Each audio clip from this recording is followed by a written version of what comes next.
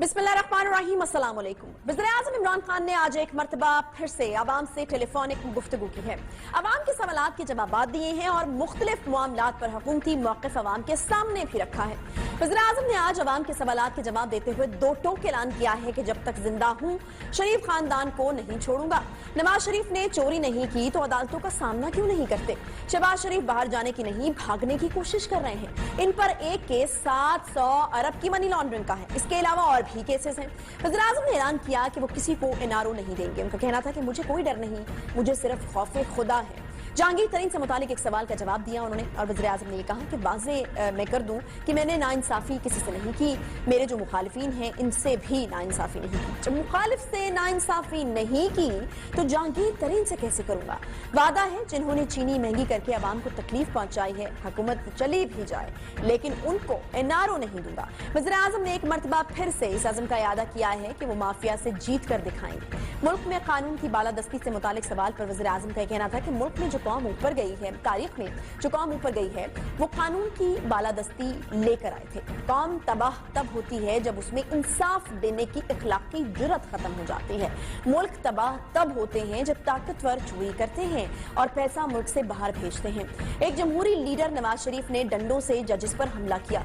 ये माफियाज हैं, करप्ट निजाम से फायदा उठाने वाले माफियाज हैं। करप्ट माफिया नहीं चाहता कि कानून की बालादस्ती हो। हमारी हुकूमत अदलिया के निजाम में कोई मुदाखलत नहीं करती क्योंकि हम कानून की बालादस्ती चाहते हैं। उनका कहना था कि हम स्टेटस को और माफिया से लड़ रहे हैं। कौम मेरे साथ खड़ी हो, माफिया से जीत कर दिखाऊंगा। वज़ीर-ए-आज़म इमरान खान ने काबीना में फिर तब्दीली का इंदिया भी दिया। इनसे वज़रा की कारकर्दगी से मुतालिक जब सवाल किया गया जिस पर वज़ीर-ए-आज़म का कहना था कि जरूरी नहीं कि टीम का हर खिलाड़ी ही सुपरस्टार हो। वज़रा बहुत अच्छा काम कर रहे हैं और जो अच्छा काम नहीं करेगा वो घर जाएगा। यही नहीं बल्कि उन्होंने वज़ीर खजाना शौकत तरीन को काबीना में शामिल करने की वजह भी बताई है। वज़ीर-ए-आज़म ने यह कहा कि शौकत तरीन को महंगाई नीचे लाने और रोजगार के मौके पैदा करने का टास्क सौंपा है। वज़ीर-ए-आज़म का कहना था कि मईशत बेहतर हो रही है मगर मीडिया पर बैठकर मायूसी फैलाई जाती है। इसके साथ साथ वज़ीर-ए-आज़म ने कश्मीर और फलस्तीन से मुतालिक भी सवालों के जवाब दिए मगर सवाल कुछ और भी उठ रहे हैं। आखिर कौन है जो वज़ीर-ए-आज़म को काम नहीं करने दे रहा और बार बार एनआरओ मांगने लग जाता है? सवाल ये भी है कि क्या काबीना में अब फिर से कोई तब्दीली होने वाली है? कौन जा रहा है और कौन आ रहा है? इसके साथ साथ सवाल ये भी है कि अगर रिकॉर्ड गारे बिक रही हैं तो गरीब के मसाइल हल क्यों नहीं हो रहे? कहीं ऐसा तो नहीं कि वज़ीर-ए-आज़म को दुरुस्त हकाइक बताए ही नहीं जाते? जानेंगे कि आखिर वज़ीर-ए-आज़म खुद अवाम के पास क्यों नहीं जाते? अवाम के पास जाएं, जाकर खुद पूछें कि हालात असल में क्या हैं, मगर ऐसी जगह जाएं जहां दिन दिहाड़े रमजान मुबारक के दौरान समोसे पकौड़े ना बन रहे हों। इन्हीं तमाम मामलात पर बात करने के लिए हमारे साथ मौजूद हैं जी रहनुमा पीटीआई सेनेटर फैसल जावेद साहब। बहुत शुक्रिया सेनेटर साहब प्रोग्राम में ज्वाइन करने के लिए। खान साहब ने आज कह दिया और मैं कहूंगी कि एक बार फिर से कह दिया क्योंकि इस तरह की बातें वो पहले भी करते रहे कि मैं इख्तिदार में रहूं या नहीं छोड़ूंगा मैं माफियाज को, एनआरओ नहीं दूंगा। अब एनआरओ कौन मांग रहा है सेनेटर साहब? वज़ीर-ए-आज़म का इशारा फिर से ऑपोजिशन की तरफ है या फिर अपने किसी पुराने साथी की तरफ? देखिए, एहतसाब पर कोई कॉम्प्रोमाइज नहीं होगा, ये है स्टेटमेंट। पहले माजी में क्या होता हुआ आया, एनआरओ जनरल मुशर्रफ ने दोनों को एनआरओ दी ना, नवाज शरीफ को भी और आसिफ जरदारी को भी। मुल्क में जुल्म होता है, केसेस करते हैं, केसेस होते हैं, मनी लॉन्ड्रिंग होती है, करप्शन होती है, किकबैक्स होती हैं, इन दी एंड डील कर लेते हैं, कौम को नुकसान होता है, डबल नुकसान हो जाता है। तो जब आप एहतसाब ही नहीं करेंगे तो फिर आपके सारा पैसा करप्शन की नजर होगा। कायदे-ए-आज़म मोहम्मद अली जिन्ना ने 1947 में यह बात की थी कि करप्शन पूरी दुनिया का बड़ा मसला है लेकिन पाकिस्तान बरे सगीर पाको हिंद में कुछ ज्यादा ही करप्शन है और वो करप्शन जो है उससे कौमें जो हैं वो पीछे जाती हैं। जिन मुल्कों ने करप्शन पे काबू पाया है, एहतसाब पर कॉम्प्रोमाइज नहीं किया, वो मुल्क आगे चले गए और जिन मुल्कों ने एहतसाब पे कॉम्प्रोमाइज किए, एनआरओ दिए, वो मुल्क पीछे रह गए। इमरान खान साहब से इन्होंने लिखकर एनआरओ मांगा है, इन्होंने लिख कर दिया है कि नैब को खत्म कर दें, 34 अमेंडमेंट्स इनकी मर्जी के कर दें। अच्छा, तो वो कहते जी इमरान खान एनआरओ नहीं दे सकते। तो अगर इमरान खान एनआरओ नहीं दे सकते मांगते क्यों हो? जो पावर में होता है वो एनआरओ दे सकते हैं। जनरल मुशर्रफ जब पावर में थे उन्होंने दोनों को एनआरओ दी हुई है। एनआरओ पीपल्स पार्टी ने भी मांगा है, एनआरओ मुस्लिम लीग नून ने भी मांगा है। NRO ये चाहते हैं NRO मिले, इनके सारे केसेस जो हैं वो खत्म किए जाएं, लेकिन इमरान खान ने आज बड़ा वाज़े अपना मौक़िफ़ दिया एक बार फिर कि कुछ भी हो जाए। और हाँ, साथ में उन्होंने क्या कह दिया आयशा, उन्होंने साथ में ये कह दिया कि अगर वो इक़्तिदार में नहीं भी है ना तो एज इमरान खान वो इनकी चोरी और करप्शन को नहीं छोड़ेंगे। सही है, ठीक है। अच्छा, मुझे ये बताएगा कि और एक और अहम बात भी की है। वो कहते हैं कि इक़्तिदार में मैं ना रहूं फिर भी नहीं छोड़ूंगा, अल्लाह करे कि वो रहें, लेकिन वो उसी सूरत में रह सकते हैं ना कि टीम भी साथ उसी तरीके से काम कर रही हो। एक आदमी जो है वो कितनी देर तक उस तरह से अकेला चल सकता है। तो टीम की कारकर्दगी से मुतालिक भी एक सवाल हुआ था वज़ीर आज़म से आज सेनेटर साहब, तो उन्होंने जो है वो इंदिया दिया है कि शायद कुछ तब्दीली हो सकती है। तो आपके इल्म में है मुमकिन तौर पर काबीना में कोई तब्दीली होने जा रही है जुस्तजू के खूब से खूब तर कहा, अब देखिए जाके ठहरती है नजर कहा। जो हम तो आयशा, आप, मैं, कुछ और लोग, हम कॉर्पोरेट वर्ल्ड के लोग हैं, हम कॉर्पोरेट फील्ड से आए हैं, अपने अपने आप आज भी एक कॉर्पोरेट ऑर्गेनाइजेशन के साथ हैं। जो सरकार है वो बड़ी डिफरेंट है इससे, और कॉर्पोरेट ऑर्गेनाइजेशंस में जो सिलसिला है वो KPIs पे है, की परफॉर्मेंस इंडिकेटर्स। अगर आयशा आपके प्रोग्राम की रेटिंग ही ना आए और कोई प्रोग्राम देखे ही ना आए तो आपकी की परफॉर्मेंस इंडिकेटर जो है वो अच्छी ना आ रही हो तो आपको तब्दील किया जाएगा। लेकिन क्योंकि आपकी इतनी अच्छी प्रोग्राम होता है और आयशा एहतशाम का कि आपके प्रोग्राम बड़े अरसे से कंटिन्यू और बड़े इसको मजीद लोग पसंद कर रहे हैं, तो आप अपनी परफॉर्मेंस में आपके नियो टीवी आपको अगर मजीद प्रमोट भी करता है या कुछ चीज करता है तो आपके अंदर मोटिवेशन आती है। तो बेसिकली अगर आप अच्छा काम करेंगे तो आप आगे जाएंगे, नहीं करेंगे तो आप चेंज होंगे। तो प्राइम मिनिस्टर ने यही करना है। हम जो देखते हैं कि अगर क्या इमरान खान काम कर रहे हैं, आपकी मिसाल समझ में आ गई है, लेकिन प्रॉब्लम फिर वही है ना, ये परफॉर्मेंस की जब आप बात करते हैं तो परफॉर्मेंस में एक सबसे बड़ी जो चीज जो कि आवाम देख रहे होते हैं, जिन्होंने वोट करना है, जो ट्रस्ट करके लेकर आए हैं, वो महंगाई है। अगर वो कम नहीं होती है तो फिर किस तरीके से परफॉर्मेंस को जो है वो एनालाइज किया जाए हुकूमत की। मुझे बताएगा, खान साहब ने कहा कि कारें जो हैं वो बहुत बिक रही हैं, तरक्की हो रही है, तो क्या वजह है कि जब हुकूमत में आ जाता है कोई तो उसको सब अच्छा अच्छा दिखना शुरू हो जाता है, कारोबारी का पैसे बना रहा है, इन्वेस्टर को फायदा मिल रहा है, एक आम आदमी को क्या मिल रहा है? सबसे बड़ा सवाल तो ये। हमारे पास बहुत से वजीर जो हैं,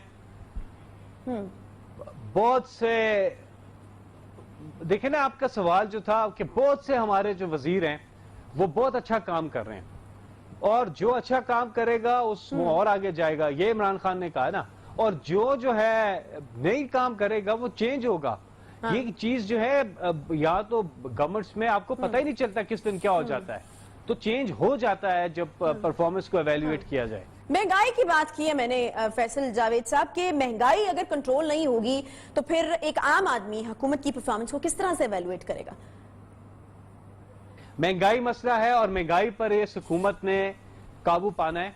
महंगाई की वजूहात भी इमरान खान साहब ने बताई हैं, और जो बड़े बड़े इकोनॉमिक इंडिकेटर्स आज जैसे अल्लाह का शुक्र अदा करना चाहिए सबको, कोरोना ने तबाही की है, पूरी दुनिया में महंगाई आई है, पूरी दुनिया में महंगाई आई है, और पाकिस्तान आज भी दुनिया का सस्ता तरीन मुल्क है। हम इतने नाशुक्र क्यों हो अल्लाह के, क्यों हो?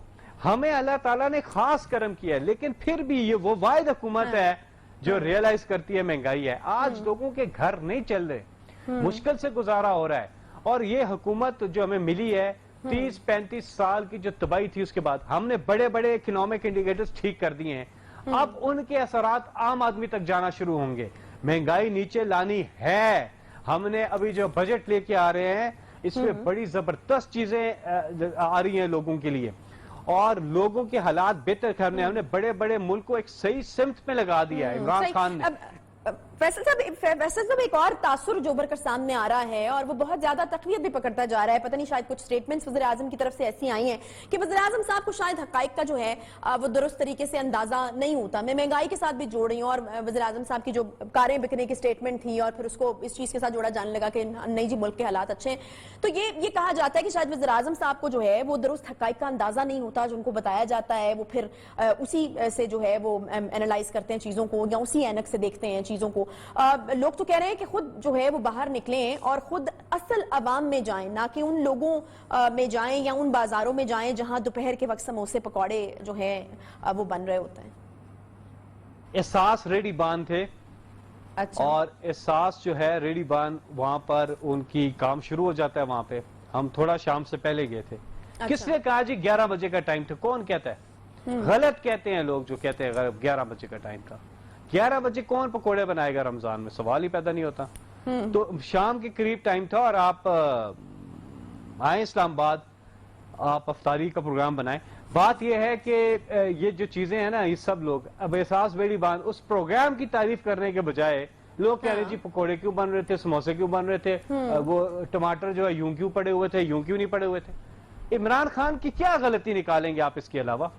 کوئی اور چیز تو نہیں نکال سکتے۔ ایک پروگرام ہے احساس کا، غریب آدمی کو گورنمنٹ فری میں اس کو کاروبار سیٹ کر کے دے رہی ہے، وہ اپنی حلال روزی کما رہا ہے، تو لوگ اس پہ فوکس نہیں کیا، لوگوں نے اس پہ کسی نے بات نہیں کی۔ لیکن جو چیز پکڑی ہے اور مجھے کہہ دیا کہ جی اس کا نام پتا تھا، سامنے دیکھ رہے لکھا ہوا ریڈی پہ نام جو میں پڑھ رہا ہوں، اچھا، کہہ رہے جی ان کو پہلے سے پتا تھا۔ اور یار کبھی کسی چیز کو پازیٹیولی بھی دیکھے نا، ورنہ تو آپ ہر چیز پہ نیگیٹو کہہ سکتے۔ تو خیر کہنے کا مقصد یہ ہے ان لوگوں کا، اپوزیشن والوں کا تو کام ہی ہے۔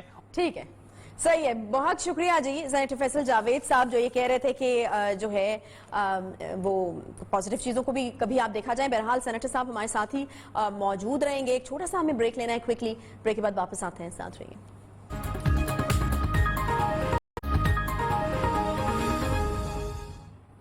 Welcome back. قومی اسمبلی میں اپوزیشن لیڈر شہباز شریف کافی ایکٹیو ہو چکے ہیں۔ آج انہوں نے ایک طرف نون لیگ کے تاحیات قائد میاں نواز شریف، جبکہ دوسری طرف پی ڈی ایم کے کپتان مولانا فضل الرحمان سے بھی جو ہے وہ ٹیلی فونک گفتگو کی ہے، جس میں کہا جا رہا ہے کہ سیاسی امور پر تفصیل سے مشاورت ہوئی ہے۔ نون لیگ کی جانب سے یہ فیصلہ کیا گیا ہے کہ عید کے فوری بعد حکومت مخالف تحریک جو ہے وہ شروع کی جائے گی، پی ڈی ایم کے پلیٹ فارم کو متحرک کیا جائے گا اور مسئلہ کشمیر کو پی ڈی ایم کے ایجنڈے میں اہم جز بنایا جائے گا۔ دوسری جانب نون لیگ کی جانب سے حدیبیہ پیپر ملک کیس دوبارہ سے کھولنے کے حکومتی فیصلے کو کافی جو ہے وہ کرٹیسائز کیا جا رہا ہے۔ اس حوالے سے ترجمان نون لیگ مریم اورنگزیب مسلسل حکومت کو آڑے ہاتھوں لے رہی ہیں۔ ان کا کہنا تھا کہ حدیبیہ ریفرنس عدم ثبوتوں کے باعث قانونی طور پر ختم ہو چکا ہے، نااہلی چھپانے کے لیے کیس دوبارہ کھولے جا رہے ہیں۔ کیا چینی آٹا گیس چوروں کو آج تک پکڑا ہے؟ ان کا کہنا تھا کہ عمران خان سعودی عرب سے آئے مگر مہنگائی پر بریفنگ نہیں لی، صرف شہباز شریف کی ضمانت پر بریفنگ لی۔ دوسری طرف حکومت کی جانب سے شہباز شریف کے معاملے پر اہم فیصلے کیے گئے ہیں۔ ذرا یہ بتا رہے ہیں کہ وزیر اعظم نے اجلاس میں کہا کہ شہباز شریف کو کسی طور بھی باہر نہیں جانا چاہیے۔ اس حوالے سے شہزاد اکبر کو نیا ٹاسک بھی سونپ دیا گیا ہے اور ایف آئی کو متحرک کرنے کا فیصلہ بھی ہوا ہے۔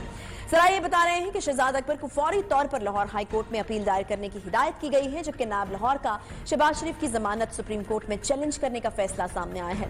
اطلاعات یہ ہیں کہ نائب پروسیکیوشن ٹیم شہباز شریف کی ضمانت منسوخی کے لیے اپیل تیار کرنے میں مصروف ہے۔ ناجائز اثاثہ جات منی لانڈرنگ کیس میں ضمانت منسوخی کی اپیل دائر کی جائے گی، جبکہ نائب کی جانب سے شہباز شریف کا نام ای سی ایل میں ڈالنے کے لیے وزارت داخلہ کو درخواست بھی لکھی گئی ہے، جس کی تصدیق وفاقی وزیر داخلہ شیخ رشید کی جانب سے بھی کی گئی ہے۔ آخر ہونے کیا جا رہا ہے؟ حکومت شہباز شریف سے متعلق اس قدر متحرک کیوں ہو گئی ہے؟ پرانے کیسز دوبارہ کیوں کھولے جا رہے ہیں؟ کیا جو کیسز چل رہے ہیں ان میں شہباز شریف کو سزا دلوانا مشکل ہو چکا ہے، یا پھر شہباز شریف کے خلاف کچھ اہم اور بڑے ثبوت ہاتھ لگے ہیں؟ سینیٹر فیصل جاوید صاحب ہمارے ساتھ موجود ہیں اور ان سے اس حوالے سے ہم جانیں گے۔ سینیٹر صاحب، یہ کیوں کھولا جا رہا ہے یہ کیس؟ عدم ثبوتوں کی بنا پر کیس پہلے ہی ختم ہو چکا ہے۔ مریم اورنگزیب صاحبہ یہ کہہ رہی ہیں جب کیس کو سپریم کورٹ نے بند کر دیا تو پھر کھولا ہی نہیں جا سکتا، تو یہ اس سے تو پھر انتقامی کارروائیوں والا جو ایک تاثر اپوزیشن ہمیشہ سے دے رہی ہے یا الزام لگا رہی ہے وہ تو تقویت پکڑے گا۔ یہ پرانے سارے کیسز کی وجہ سے ملک کو بہت نقصان ہوا ہے اور یہی کیسز بند کر دینے سے ملک کو بہت نقصان ہوا ہے، اور کیسز بند نہیں ہونے چاہیے اور جو بھی قانونی راستہ ہے وہ لیں گے۔ ظاہر ہے اس میں قانونی حرکت میں آئے گا نا۔ اگر یہ سمجھتے ہیں کہ نہیں کھل سکتا کیس اور کوئی مسئلہ مسائل ہے تو عدالتیں تو حاضر ہیں نا جی، جائیں عدالتوں میں کیس کریں، اور اگر کیس کھل سکتا ہے تو پھر قانونی طور پہ وہ کھلے گا۔ اور جس نے اس ملک کے ساتھ دیکھیں نا حدیبیہ میں بھی سارے چیزوں میں ملک کے ساتھ عام آدمی کے ساتھ جو ہے اس کو نقصان پہنچا ہے، تو اکاؤنٹیبلٹی بہت ضروری ہے۔ اور اگر کوئی پارٹی یہ سمجھتی ہے کہ اس کے ساتھ زیادتی ہو رہی ہے اور نہیں ہونا چاہیے تو عدالتیں موجود ہیں، وہ اپنے ان فورمز پہ جا سکتے ہیں نہیں وہ اور یہی تو پاکستان کہہ رہی ہیں نا. دیکھیں سینیٹر صاحب یہی تو کہہ رہے ہیں کہ عدم ثبوت کی بنا پر جو ہے وہ اس کو بند کیا گیا تھا. تو مجھے یہ بتائیے گا کہ اب کیا وجہ کیا ہے, کیوں کھولے جانے, کیا کوئی بڑے ثبوت آپ کے ہاتھ لگ گئے؟ نہیں, بہت سے شواہد موجود ہیں. اچھا. اور بہت سی چیزیں موجود ہیں. شہزاد اکبر نے بڑی تفصیل میں بھی بتایا ہوا ہے. اوور آل اگر پکچر دیکھیں تو ان لوگوں نے بڑی بے پناہ کرپشن اور کک بیکس کے اوپر چیزیں کی ہیں. اور اگر نہیں, اچھا ایک کام کر دیں عائشہ, آپ کے پروگرام سے جی سب کیسز ختم کر دیتے ہیں. اچھا. یا نہیں بناتے. ہم نے تو ویسے ان پہ کیسز بنائے بھی نہیں ہیں, یہ ان کے اپنے ادوار کے کیسز ہیں. اچھا. لیکن چلیں ہم ان کے سارے یہ احتساب وغیرہ کا عمل حکومت روک دیتی ہے. اگر اچھا حکومت ویسے کر نہیں رہی, ادارے کر رہے ہیں, لیکن حکومت کی جتنے بس میں ہوا نا ان کے ساتھ تعاون کرے گی. اچھا جی. اگر یہ ایک چیز کر دیں, جتنی ان کی بیرون ملک اثاثے ہیں اچھا وہ بیچ کے انہی پیسوں کے پاکستان میں وہ لے آئیں پاکستان, بس یہ ٹھیک کر ہے. دیں. صحیح. اچھا یہ مجھے نہ آفر دیں, ہے آپ کی طرف آپ سے. کو نہ دیں. چلیں ٹھیک ہے, ہو سکتا ہے وہ آپ کی آفر پہ سوچیں. یہ والیوم 55 کیا ہے؟ شہزاد اکبر صاحب نے بھی بات کی اپنی پریس کانفرنس میں اس کے اوپر, اور اس میں ہے کیا؟ اگر کچھ خاص ہے تو پہلے نہیں آ جانا چاہیے تھا. ساری چیزیں شواہد جو ہیں سامنے ہیں, کچھ نئے شواہد ان کے پاس آئے ہیں اچھا والیومز کے اندر, اور وہ ساری چیزیں جو ہیں وہ کیس کے اندر ہوں گی. اچھا. جس کو جو اعتراض ہو وہ کرے. ظاہر ہے کیس آگے چلتا ہے, میرٹ پہ چلے گا. ایسے تھوڑی ہے کہ کسی نے ایسی اٹھا کے وہ کر دیا ہو. بے پناہ ان کے پاس جو ہے چیزیں موجود ہیں, اور ان کو آپ کال کر کے مزید اسپیسیفک چیزیں بھی پوچھ سکتی ہیں. لیکن اوور آل پکچر جو ہے وہ میں آپ کو بتا سکتا ہوں کہ اس کیس میں کافی چیزیں ان کے پاس ہیں اور وہ اس پہ کام کر رہے ہیں. باقی یہ اگر اعتراض ہے آپ چاہیں عدالت میں چلے جائیں. چلیں جی ٹھیک ہے جی, اعتراض ہے تو عدالت میں چلے جائیں. بہرحال کیس تو کھل رہا ہے. سینیٹر فیصل جاوید صاحب ہمارے ساتھ موجود تھے اور دعویٰ وہ یہ بھی کر رہے ہیں کہ بہت سارے ثبوت ہاتھ لگے ہیں, اور انہی ثبوتوں کی بنا پر شاید حکومت جو ہے وہ دوبارہ سے یہ کیس کھولنے جاری ہے. والیوم 55 کا بھی خوب چرچا ہے. شہزاد اکبر صاحب نے بھی اپنی پریس کانفرنس میں ذکر کیا ہے. اب دیکھنا یہ ہے کہ اس میں سے کیا نکلتا ہے, اور کیا کچھ ایسا نکلتا ہے کہ جو ہے ایک بار پھر سے یہ جو حدیبیہ پیپر مل کیس ہے اس میں کوئی ڈنڈ ڈالا جا سکتا ہے نون لیگ کو یا میاں شہباز شریف صاحب کو. چھوٹا سا یہاں پر بریک لیں گے. بریک کے بعد جب واپس آئیں گے تو بات کرنی ہے جی ہمیں پنجاب میں کرونا وائرس کی صورتحال کے اوپر, ویکسینیشن کے اوپر. ڈاکٹر یاسمین راشد صاحبہ ہمارے ساتھ موجود ہوں گی. ایک چھوٹا سا بریک کے بعد واپس آتے ہیں, ساتھ رہیے. پوری دنیا سمیت پاکستان میں کرونا کے وار جاری ہیں. این سی او سی کی جانب سے جاری کردہ اعداد و شمار کے مطابق ملک بھر میں گزشتہ 24 گھنٹوں کے دوران مزید 113 افراد جو ہیں وہ جاں بحق ہوئے ہیں, جبکہ 3084 افراد کرونا وائرس کا شکار ہوئے ہیں. اعداد و شمار یہ بتا رہے ہیں کہ ملک میں کرونا وبا سے جاں بحق افراد کی تعداد اس وقت 19,000 سے بھی تجاوز کر گئی ہے, جبکہ ملک میں تشویشناک مریضوں کی تعداد 13 ہے. ملک میں گزشتہ روز 38,883 ٹیسٹ کیے گئے ہیں, جو کہ موجودہ وبا کے تناظر میں کم بتائے جا رہے ہیں. ملک بھر میں کرونا کے فعال کیسز کی تعداد 78,959 ہے. عید الفطر کے دنوں میں بڑھتے ہوئے کرونا کیسز کے باعث ملک میں لاک ڈاؤن بھی جاری ہے. اعداد و شمار کے مطابق لاک ڈاؤن کی وجہ سے ہی کرونا پھیلنے کی شرح میں کمی واقع ہوئی ہے, مگر آج سامنے آنے والی خبروں کے مطابق ملک میں 24 گھنٹوں کے دوران 14 ہیلتھ ورکرز کرونا وائرس کا شکار ہوئے ہیں. ایک جان کی بازی بھی ہار گیا. کرونا وائرس کا سب سے زیادہ لیتھل وار جو ہے وہ front line health care workers پر ہے. وزارت صحت کے مطابق ملک میں کرونا سے متاثرہ ہیلتھ ورکرز کی تعداد 16,145 تک پہنچ گئی ہے. ملک میں تاحال 157 health care workers corona virus سے جاں بحق بھی ہو چکے ہیں. ملک میں سب سے پہلے فرنٹ لائن ہیلتھ ورکرز کو ویکسین لگائی گئی. اس کے باوجود وہ کیوں کرونا کا شکار ہو رہے ہیں, اس پر بھی بہت سارے سوالات اٹھ رہے ہیں. اور اب بات یہ بھی کریں گے کہ سندھ کے شہر کراچی میں سب سے بڑے میس ویکسینیشن سینٹر کا جو ہے افتتاح کر دیا گیا ہے.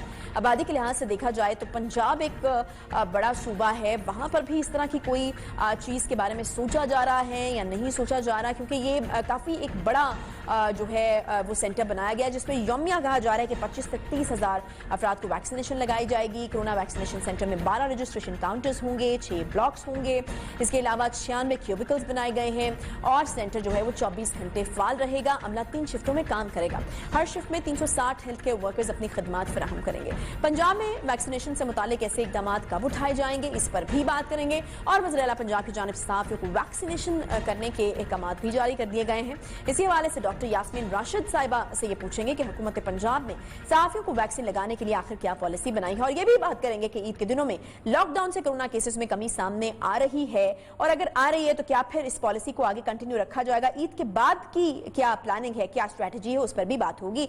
वज़ीर सेहत पंजाब डॉक्टर यास्मीन राशिद साहिबा हमें ज्वाइन कर चुके हैं। सबसे पहले तो डॉक्टर यास्मीन राशिद साहिबा, आपकी सेहत के हवाले से हम जानना चाहेंगे, हम भी, हमारे व्यूअर्स भी बहुत ज्यादा कंसर्न्ड हैं।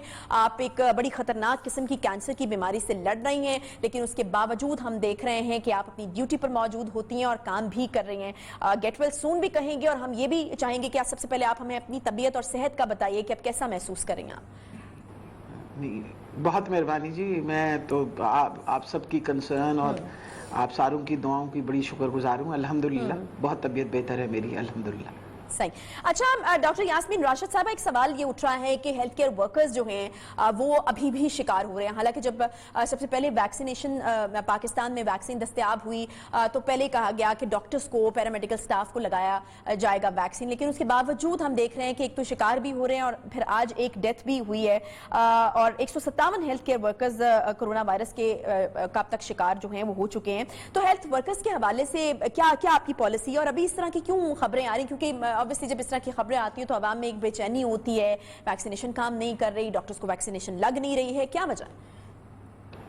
देखिए, जब हमारी वैक्सीनेशन का काम शुरू हुआ तो सबसे पहले तो आपको पता है हेल्थ केयर वर्कर्स ही को वैक्सीनेशन जो है उसके लिए हमने बंदोबस्त किया, और अल्हम्दुलिल्लाह अब तो हमारे तकरीबन यानी 80% हेल्थ केयर वर्कर्स जो हैं हमारे फोर्स पे जो काम कर रहे हैं उन सब ने अपने आप को वैक्सीनेट करवा दी है।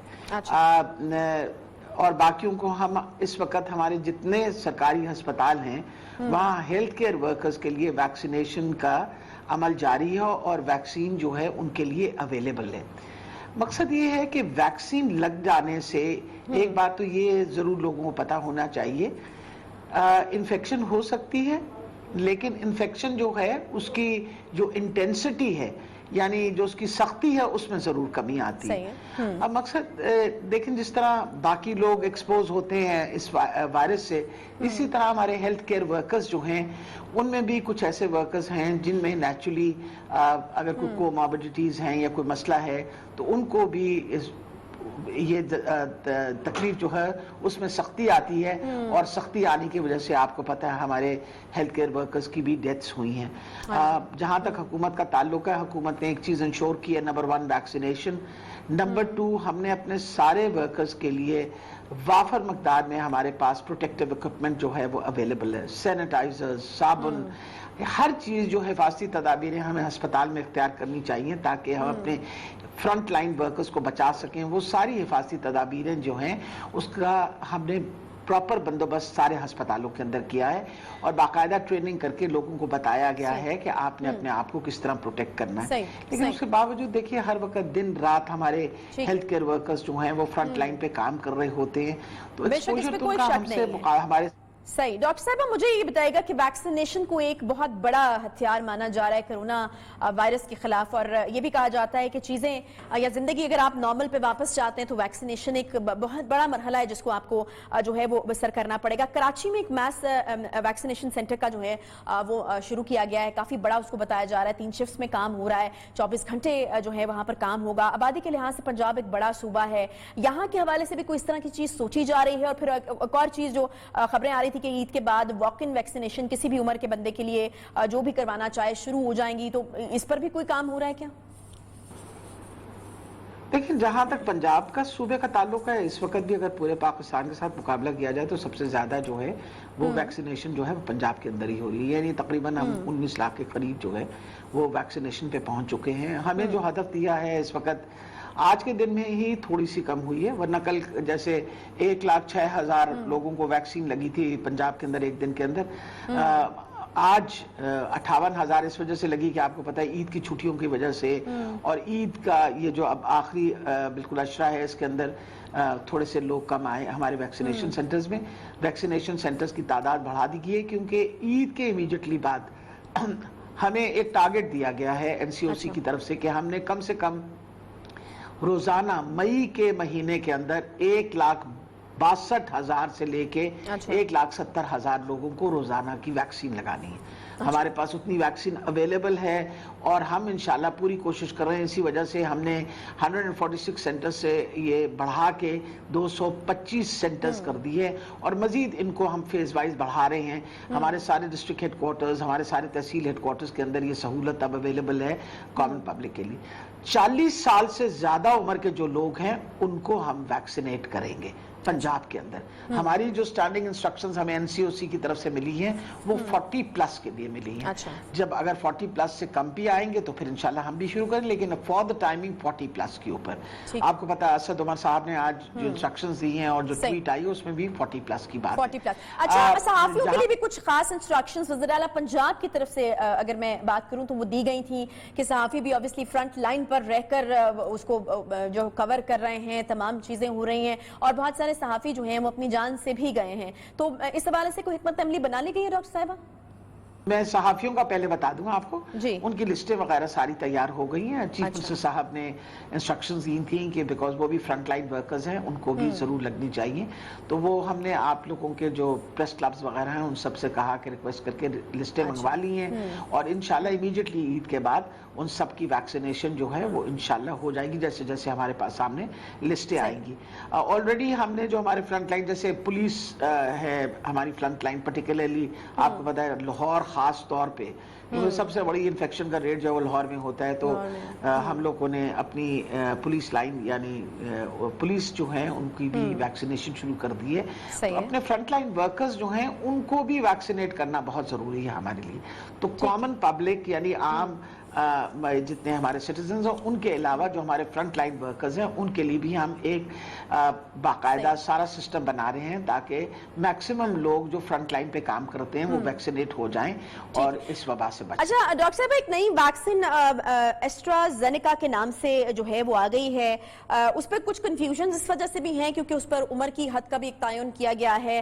برطانیہ نے اس حوالے سے گائیڈ لائنز جاری کی ہیں. ہمارے ہاں وہ ویکسینیشن چونکہ پہنچ چکی ہے تو پھر لوگوں کے کنسرنز بھی ہیں اس حوالے سے. مجھے بتائے گا کہ ہمارے ہاں کیا گائیڈ لائنز ہیں اس ویکسین کو لگانے کے لیے؟ جی ہمارے پاس جو گائیڈ لائن آئی ہے وہ NCOC نے ہمارے اپنے بھی ایکسپرٹس کے گروپ نے کہ ابو ایج 40 سب کو لگ سکتی ہے ایسٹرازینیکا. جو کوموربیڈیٹیز ہیں ان میں بھی لگ سکتی ہے ایسٹرازینیکا. اس وجہ سے کوئی ایسی کانٹرڈکشن کسی طریق سے ہمارے پاس کوئی نہیں آئی. آپ کو پتا ہے کہ ایسٹرازینیکا جو ہے it is registered with world health organisation. World health organisation کے ساتھ رجسٹریشن کی وجہ سے it is now being used all over the world. ساری دنیا میں استعمال ہو رہی ہے. اسی طریقے سے ہم بھی استعمال کریں گے. لیکن فار دا ٹائم بینگ جو ہمارے پاس گائیڈ لائن آئی ہے اس گائیڈ لائن کے مطابق 40 سال سے زیادہ عمر کے جو لوگ ہیں ان سب کو ویکسین یہ لگ جائے گی. ٹھیک ہے صحیح ہے. ڈاکٹر یاسمین راشد صاحب، ایک آخری سوال اور وہ یہ کہ عید کے دنوں میں ہم نے دیکھا ہے کہ عید سے پہلے ایک رونق ہوتی ہے بازاروں میں اور تمام چیزیں وہ سب چیزیں جو ہیں وہ ہمیں بند کرنا پڑی. تاجروں کی طرف سے کافی احتجاج کیا گیا، شور مچایا گیا. میں جاننا یہ چاہ رہی ہوں کہ از اٹ ورکنگ؟ کیا یہ اسٹریٹجی کام کر رہی ہے؟ اور اگر یہ اسٹریٹجی کام کر رہی ہے تو عید کے بعد بھی کیا جو ہے وہ لاک ڈاؤن کو کنٹینیو کیا جائے گا؟ ہم کہاں پر کھڑے ہیں، کیا حالات ہیں اور کیا حکمت عملی جو ہے وہ عید کے بعد کی طے کی جا رہی ہے؟ دیکھیں اہم چیز دیکھنے کی ہے کہ کیا یہ جو سختی ہم نے SOPs پہ کی اس سے فرق پڑا. جی بالکل فرق پڑا. آپ کے سامنے تعداد روزانہ کی جہاں 3,000 روزانہ مریض آتے تھے آج کے دن میں اگر دیکھیں تو 1486 مریض سامنے آئے. یعنی آدھے پہ نمبر چلا گیا ہے. اور وہ بھی اسی وجہ سے چلا گیا ہے کیونکہ آپ کو پتا ہے کہ SOPs پہ سختی سے عمل درآمد کیا گیا ہے. اس کے اندر ہماری ڈسٹرکٹ ایڈمنسٹریشن، اس کے اندر پولیس سب پوری کوشش کر رہے ہیں. دیکھیں دکھ مجھے اس بات کا ہوتا ہے، یہ کوئی ایسی بات تو ہم نہیں کہہ رہے. لوگوں کی اپنی زندگی جو ہے، اپنی جان جو ہے اس کی اہمیت ان کے پاس ہونی چاہیے، اپنی صحت کی اہمیت ہونی چاہیے. یہ سب روک تھام ہم اس لیے کر رہے ہیں کہ آپ اس وبا سے بچ سکیں. اب سختی بھی کی جا رہی ہے اور اب یہ جو اس وقت سختی یہ جو اگلے جس کے اوپر اعتراض اور احتجاج کر رہے تھے اس سے مجھے دکھ ہوتا ہے. आपकी सही। सेहत होगी तो आपको सब कुछ अच्छा लगेगा। बहुत शुक्रिया। आपकी सेहत होगी तो आपको सब कुछ अच्छा लगेगा, ईद की रौनकें भी अच्छी लगेंगी, कपड़े भी अच्छे लगेंगे और खाने भी अच्छे लगेंगे। बहुत शुक्रिया डॉक्टर यास्मीन राशिद साहिबा। गेट वेल सून, जल्दी जल्दी आप ठीक हो जाएं और बहुत शुक्रिया। और बहुत आपकी हिम्मत को हम दाद देंगे कि आप इस हालत में भी, इस बीमारी के साथ लड़ते हुए भी फ्रंट लाइन पर खड़ी हैं और कोरोना के खिलाफ डटी हुई हैं। इसके साथ ही प्रोग्राम का वक्त यहाँ पर खत्म होता है। इंशाल्लाह आपसे कल मुलाकात होगी। ख्याल रखिए अपना। अल्लाह हाफ़िज़।